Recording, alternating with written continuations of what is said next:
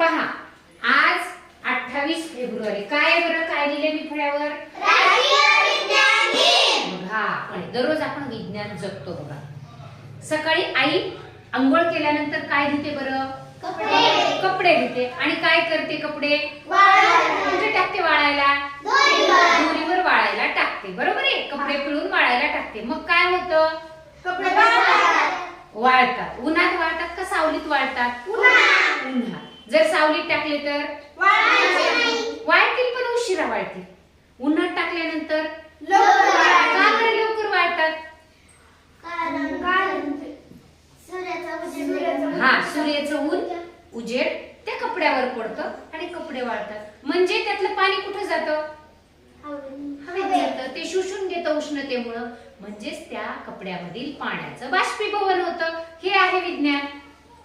का आणि कसे, हे दोन प्रश्न आपण स्वतःला विचारले की आपल्याला त्यामागे दडलेलं विज्ञान सहजपणे सापडतं. बघा बघा, आपण एक प्रयोग केला होता. काय केला होता बघा? एक बशी घेतली होती, एक मेणबत्ती घेतली होती.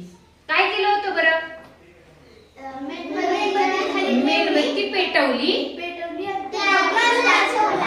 म्हणजे ग्लास नव्हता टाकला तेव्हा मेणबत्ती काय होत होती? जळत होती. आणि ग्लास पालता ठेवल्यानंतर का बरं असं झालं होतं?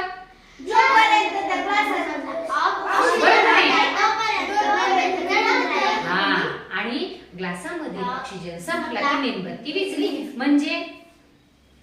म्हणजे काय? ज्वलनासाठी कोणत्या वायूची गरज असते? ऑक्सिजनची. हे विज्ञान आपण जाणून घेतलं. त्यानंतर हवा भरली. तर हवा भरल्यानंतर तो फुगा मोठा का झाला? का? पण हवेमुळे मोठा झाला. म्हणजे काय? फुग्यामधील जागा काय झाली? व्यापली. म्हणजे ते पण विज्ञाने हवा जागा व्यापते. बरोबर आहे. आपण परत एक सांगितलं की बंद खोलीमध्ये आपण 50 माणसे कोंडली. त्याच्यामध्ये 10 माणसाची क्षमता आहे, पण 50 जण उभे राहिले आणि दरवाजा लावून घेतला. काय होईल? काय होईल बरं? गुदमरल्यासारखं होईल. आपल्याला श्वास घ्यायला जड जाईल, त्रास होईल. का बरं? तिथला ऑक्सिजन कमी पडेल. म्हणजे श्वसनासाठी सुद्धा काय? ऑक्सिजन गरजेचं आहे. हे विज्ञान आहे. आपण उठल्यापासून विज्ञान जगतो. आता बघा बरं, हे काय घेतले आपण? एक ताट घेतले. याच्यामध्ये काय टाकले? पाणी. सांगा, काय टाकले?